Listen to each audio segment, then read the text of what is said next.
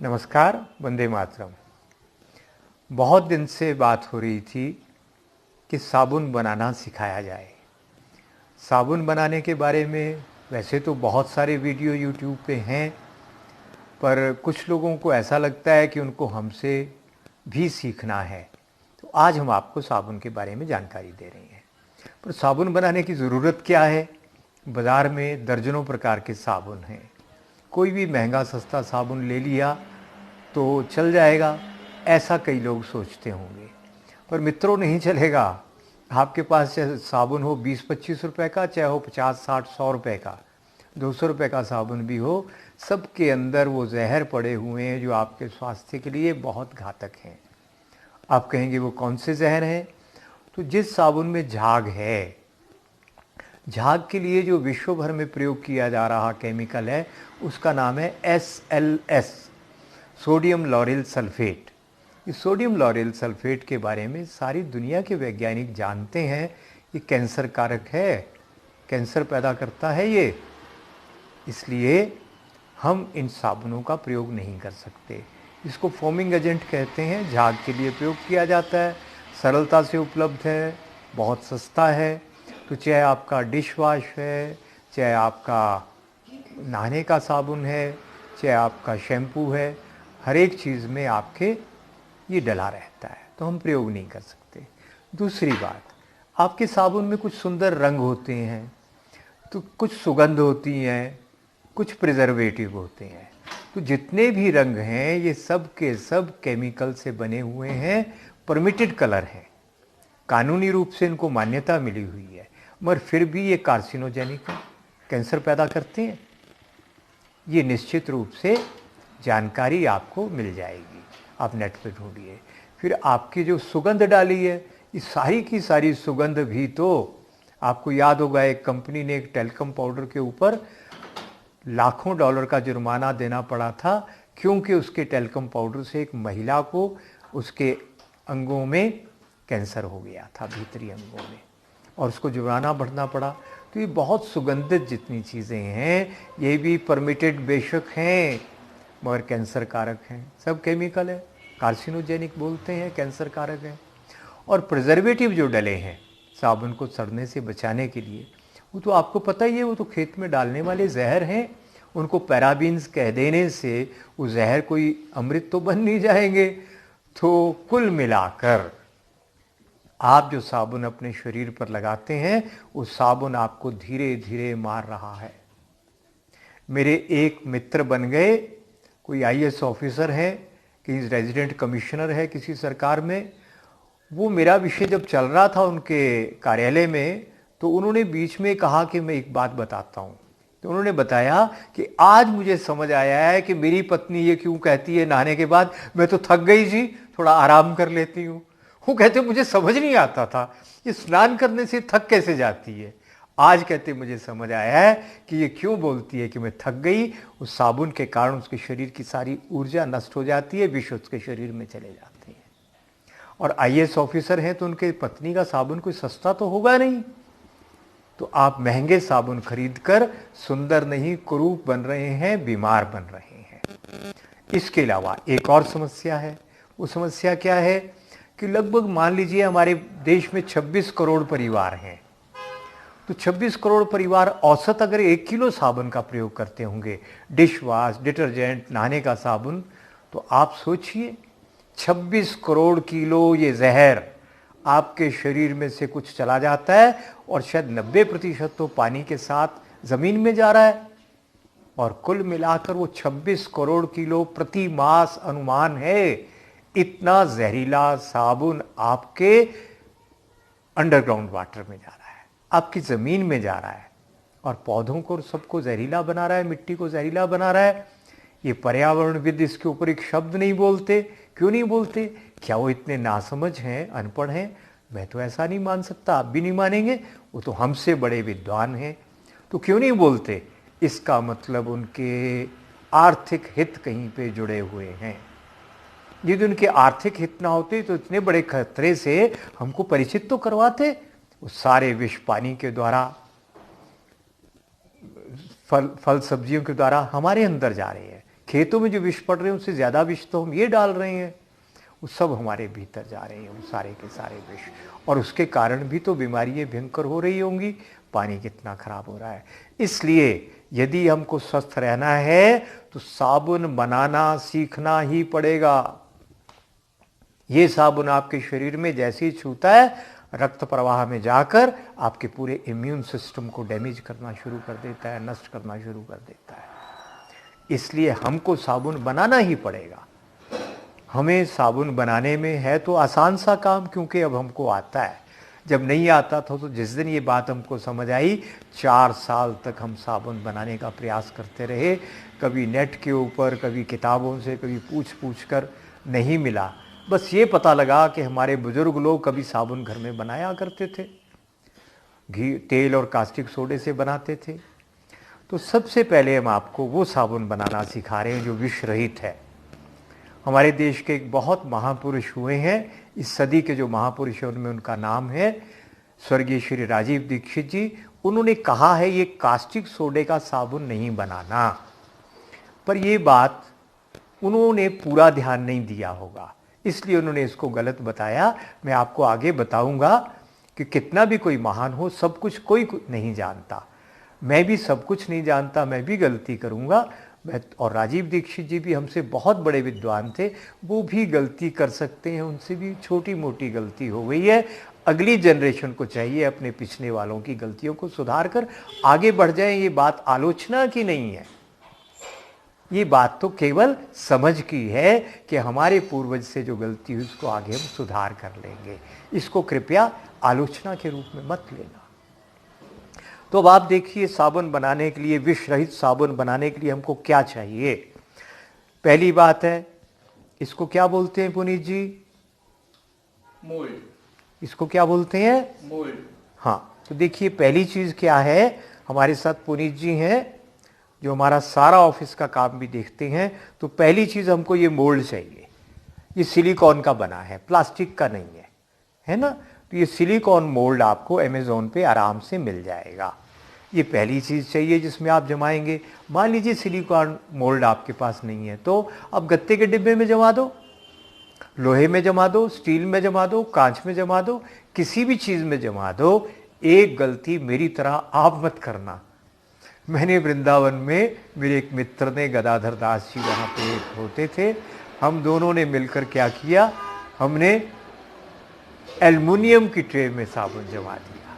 Steel की समझा था, निकली वो एल्युमिनियम की। तो क्या हुआ, डालते वो उबलने लगा, खराब होने लगा सब कुछ, और ऐसे जैसे आग पे उबाल रहे हैं। तो एल्युमिनियम में मत जमाना, बाकी किसी भी चीज़ में जमा लेना। दूसरी बात, जिस भी बर्तन में आप जमाएंगे उसमें घी या तेल लगा देना ताकि उसमें चिपके नहीं। सिलिकॉन में घी तेल लगाने की कोई ज़रूरत नहीं है, ये तो इतना लचीला है, इसको ऐसे किया साबुन निकल गया। तो इसमें आपको घी तेल लगाने की ज़रूरत नहीं। पहली चीज़ हमारे पास आई, जमाने के लिए कोई पात्र। दूसरा हमको क्या चाहिए, दूसरा हमको चाहिए ये कास्टिक सोडा। ये कास्टिक सोडा आपको बाज़ार से मिल जाएगा 70, 80, 100 रुपये किलो। तो ये बहुत भारी होता है, 15 किलो के टीन में ये 22 किलो आ जाता है। इसका घनत्व तो ज़्यादा रहता है, तो ये आपको चाहिए। तो हमने कितना लिया, ये भी सब कुछ का अनुपात आपको अलग से बताएंगे। तीसरी चीज़ हमको चाहिए कोई तेल। तो हमने ये नारियल का तेल है हमारे पास, हमने हैदराबाद से मंगवाया था, अच्छा तेल हमें मिल गया, तो हमने नारियल का तेल मंगवा कर रखा था, एक सस्ता एक महंगे वाला। तो हम नारियल का तेल का प्रयोग करेंगे। 100 ग्राम कास्टिक सोडे के लिए 300 ग्राम पानी होना चाहिए। अब हम तोल के ऊपर आ जाते हैं। तो 300 ग्राम की जगह हमने क्या किया, 150 ग्राम पानी ले लिया, 150 ग्राम गौमूत्र ले लिया। क्योंकि गौमूत्र के गुण ये हैं, हम जितनी आयुर्वेदिक दवाई हैं उनका शोधन काहे में करते हैं, गौमूत्र में करते हैं, विषैली औषधियों का शोधन। और फिर वो विष नहीं रहती, वो दवाई बन जाती है। तो जो भी विषैले पदार्थ, कोई हमारा तेल मान लीजिए अच्छा नहीं है, या कोई और प्रकार के कोई किसी तरह का केमिकल हमारी सामग्री में कहीं आ गया, तो गौमूत्र समाप्त कर देगा। और मान लीजिए केमिकल नहीं है तो गौमूत्र अपने आप में अति उत्तम चीज़ है जो हमारे शरीर के लिए बहुत लाभदायक है। तो हमने क्या किया, 300 ग्राम पानी के स्थान पे 150 ग्राम पानी 150 ग्राम गौमूत्र लिया। तो इस प्रकार के साबुन आपके बन जाएंगे। ये नारियल के तेल का बना हुआ है, ये शिकाकाई का बना हुआ है, ऐसी अलग अलग चीज़ों का हम बनाते हैं। तो आप जब एक प्रकार का साबुन बनाना सीख जाएंगे तो फिर उसके बाद आप 10, 20, 50 तरह के साबुन, यहाँ तक कि दूध से भी साबुन बनाने में आप कुशल बन जाएंगे। जो सबसे मुश्किल है दूध से साबुन बनाना, वो भी आप सीख जाएंगे। तो आज हम एक प्रकार का साबुन बनाते हैं। तो हमने एक कास्टिक सोडा लिया। हम सब चीज़ें स्टील प्रयोग करना वर्जित करते हैं, मगर आप इस काम में कांच, स्टील, एल्युमिनियम का प्रयोग बिल्कुल नहीं। कांच और स्टील का प्रयोग, लोहे का प्रयोग आप कर सकते हैं। ताम चीनी पुराने समय में एक एनेमल कोटेड बर्तन आते थे, वो भी चलेंगे। तो हमने 150 ग्राम कास्टिक सोडा यहाँ पे डाल दिया। तो हम स्टील भी ले सकते थे पर हमारे पास कांच का बर्तन, तो हम कास्टिक सोडा हमने 100 ग्राम लिया। तो जैसा मैंने बताया, इसको स्टील में भी ले सकते हैं आप, और प्लास्टिक की बाल्टी में, बकेट में भी ले सकते हैं। अच्छा बढ़िया प्लास्टिक हो, ताकि वो इसकी गर्मी से पिघल ना जाए। ये डालते ही पानी इसमें हीट पैदा होगी, और जब हीट पैदा होगी तो हमको एक सावधानी और करनी है। वो कांच की कटोरी देना जी, हमको पहले पानी डालना है, उसमें कास्टिक सोडा डालना है। कास्टिक सोडे में पानी नहीं डालना, उससे हीट बहुत ज़्यादा बनेगी। तो हमने पहले 150 ग्राम पानी डाला। पानी डालने के बाद अब इसमें हमने 100 ग्राम कास्टिक सोडा डाला। इसमें से तुरंत भाप निकलेगी, धुआं निकलेगा, वो हानिकारक है। जैसे कास्टिक सोडा जला देता है, ऐसे भाप इसकी जो निकलेगी वो भी हमारी म्यूकस मेम्ब्रेन को जला सकती है ना, नुकसान कर सकती है। इसको तुरंत हम जाकर हवा में रख देंगे। ये काम हम खुली हवा में ही करें, कास्टिक सोडा डालने का काम है। और इसको हम लकड़ी से हिला रहे हैं, पर आप इसको स्टील के चम्मच से भी हिला सकते हैं। लो रुपेश जी, इसको तुरंत बाहर ले जाओ। लो लो, इससे भाप निकलने से पहले ही आप उठा के ले जाओ। ये हमने बाहर भेज दिया हवा में। ये थोड़ा सा काम हम इसीलिए नहीं सिखाते थे कि कास्टिक सोडे से कोई नुकसान ना हो जाए। इस चिंता के कारण हम जो है प्रत्यक्ष में सिखाते थे, वीडियो नहीं बनाया था। अब ये कास्टिक सोडा बाहर चला गया, हवा में रहेगा। बीच बीच में इसको कभी हिला देंगे, किसी का हाथ लग गया, कोई इसमें कोई कीड़ा पतंगा गिर गया, तुरंत मर जाएगा। बहुत नुकसान करने वाली चीज़ है, तीखा है ये ध्यान रखना है। अब 5-6 घंटे के बाद इसको लाई बोलते हैं। ये लाई तैयार हो गई। हम इसको यहाँ ला, हमने जो आपको साबुन बनाने की प्रक्रिया शुरू की थी, ये 100 ग्राम कास्टिक सोडा और 150 ग्राम पानी। होना तो पानी 300 ग्राम चाहिए था, पर हमने 150 ग्राम डाला। क्यों डाला? क्योंकि इसमें 150 ग्राम हम बाद में गौमूत्र डालेंगे। तो इसमें आप देख रहे हैं कुछ इसके कण जो है इसमें रह गए हैं, पूरे घुले नहीं हैं। कास्टिक सोडे की क्वालिटी में कोई फ़र्क होगा या कोई कारण होगा, तो हम इसको छान लेंगे। इसको बोलते हैं लाई।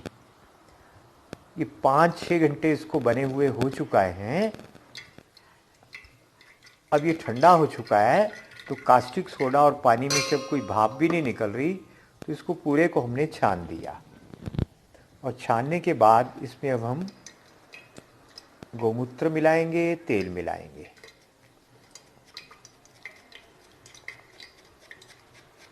लो जी, इसको आप ज़रा पकड़िए ताकि इसमें हम थोड़ा गौमूत्र भी मिला लें, पूरा घुल जाए। ये हमने गौमूत्र हमारे पास नपा हुआ 150 ml पड़ा हुआ है, ये हमने इसमें डाल दिया।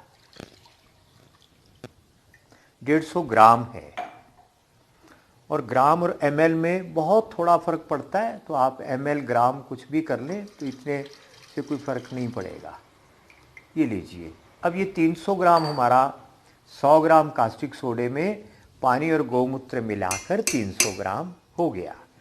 बस अब इसमें पिघला हुआ हम नारियल तेल डाल रहे हैं, और भी डाल सकते हैं कोई और तेल आप। हम नारियल तेल डाल रहे हैं। ये नारियल तेल डाल दिया हमने और तुरंत हिलाना शुरू कर दिया। इसको ज़्यादा देर तक पड़े नहीं रहने देना, तुरंत हिलाना शुरू। अगर आपके पास ब्लेंडर हो तो फिर ये काम 3-4 मिनट में हो जाएगा।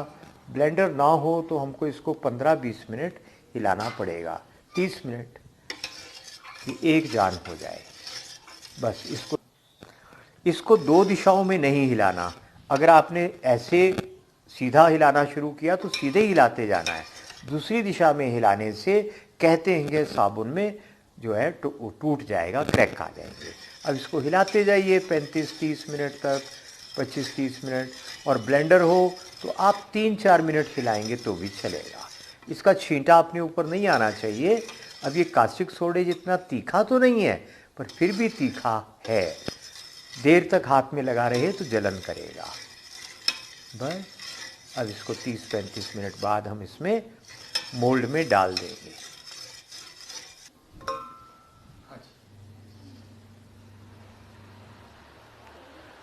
तो हमारा ये जो घोल है, इसमें हमने नारियल तेल डाला था लाई में, ये तैयार हो गया है। अब हम इसमें 2 चम्मच बेसन इसमें घोल कर हमने रख दिया है। इसी घोल में से थोड़ा निकाल कर 2 चम्मच बेसन इसमें डाला और इसमें इसको छान दिया ताकि इसकी फुटकियाँ ना आए। तो ये आप इसमें कुछ और भी डाल सकते हैं, ऐसी चीज़ें। ये हमने इसमें डाल दिया। ये थोड़ा सा पुनीत जी और दे देना। अच्छा चलो, इधर से मैं ही ले लेता हूँ, यहाँ से ये। आवश्यक नहीं आप बेसन ही डालें, आप कुछ और भी अपनी समझ से नागर मोथा डाल सकते हैं और मुल्तानी मिट्टी डाल सकते हैं, जो भी आपको समझ आए। और कई लोग इसमें गोबर का चूर्ण डालते हैं, वो भी डाल सकते हैं। हटा दो ये प्लेट तो। ये इसमें छान दिया छलनी में से ताकि इसमें कोई मोटे कण ना आए। ये हमारी ये छोटा चम्मच हल्दी है, 1 चम्मच। ये हल्दी को भी हमने इसी घोल में, साबुन वाले में घोल लिया। अलग से पानी और नहीं डाला, यही जो पतीले में सामग्री थी यही इसमें डाली। ये हमारा खूब गाढ़ा घोल भूरे रंग का बन गया। ये आधा, ये छोटे वाला चम्मच इतना हमने हल्दी का भी डाल दिया। गुलाब का पाउडर, नागर मोथा और लोध्र, ऐसे हम कई चीज़ें डाल सकते हैं। चंदन का पाउडर शुद्ध मिल जाए वो डाल सकते हैं। ये अलग अलग प्रकार का साबुन बन जाएगा।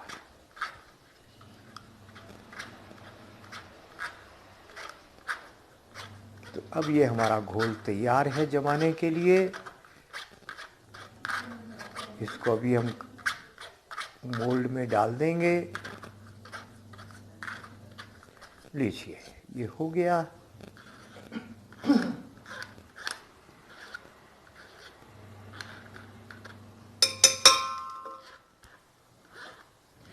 अब ये कल तक पूरा जम जाएगा और जमने के बाद क्या हम इसका प्रयोग कर सकते हैं? जी नहीं, बिल्कुल प्रयोग नहीं कर सकते। बनने के बाद इसको 30 दिन तक आपको रखे छोड़ना है। आप उसमें से, मोल्ड में से निकाल सकते हैं, पर अपने शरीर पर लगाना वर्जित है। कारण क्या है? क्योंकि ये कास्टिक सोडा और जो तेल है, फैट और कास्टिक सोडे का साबुनीकरण की प्रक्रिया, जिसको सोपनिफिकेशन प्रोसेस भी कहते हैं, वो 30 दिन तक कम से कम चलती है।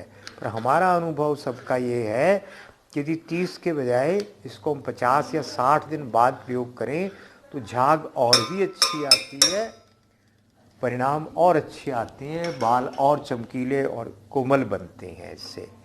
इस साबुन से जितने भी आपके शैम्पू साबुन हैं, महंगे से महंगे, उन सब से आपने देखा होगा आपके बाल तो झड़ते ही झड़ते हैं।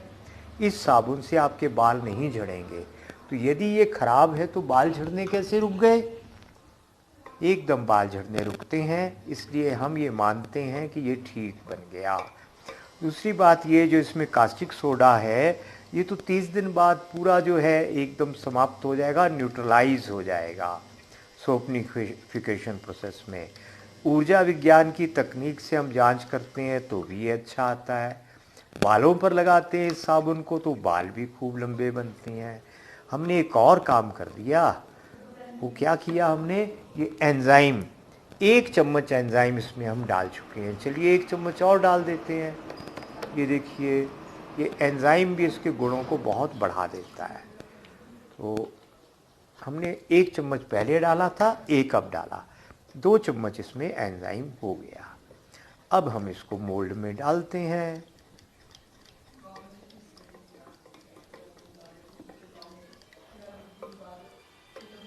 ये कितना बनेगा साबुन, आप हिसाब लगाएं तो ये हमारा 100 ग्राम कास्टिक सोडे से 900 ग्राम बना।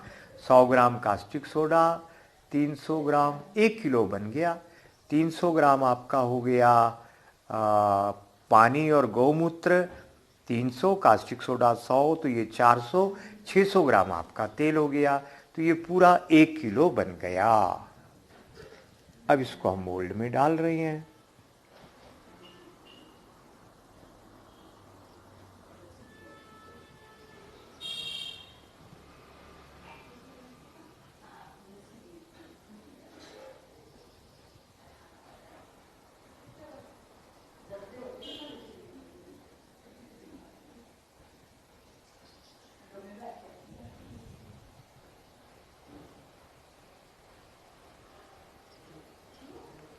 ये हमारी इसमें 1 किलो में कितनी टिकिया बनती है अभी देख लेते हैं।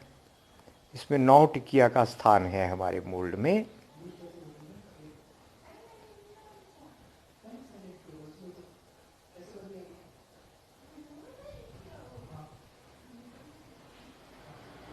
इस मोल्ड को यहाँ से हिलाना ज़रा मुश्किल है, हम इसको यहीं पड़ा रहने देंगे कल तक। पुनीत जी ज़रा दूसरा मोल्ड भी रखते हैं।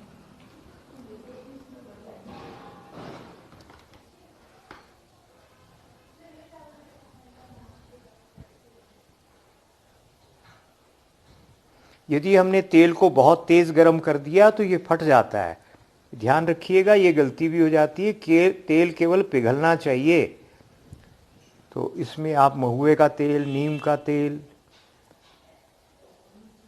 और या फिर आधा तेल, कोई ना जमने वाला आधा जमने वाला, ऐसा भी कर सकते हैं।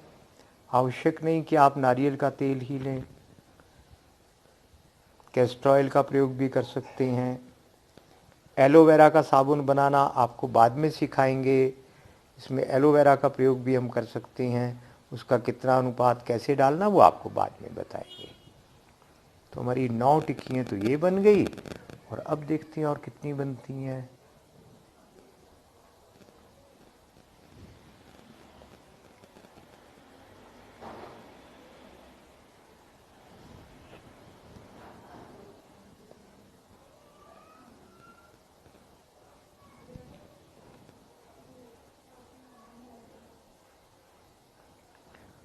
नौ और 4 13, और 1 टिकिया आधी बनी। शायद पूरी भी बन जाए, देख लेते हैं।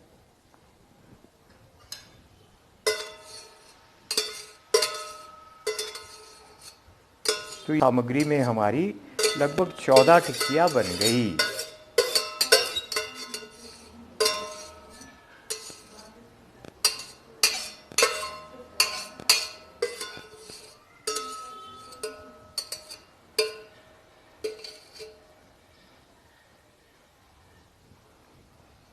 चौदहवीं टिकिया थोड़ी सी छोटी बन गई। तो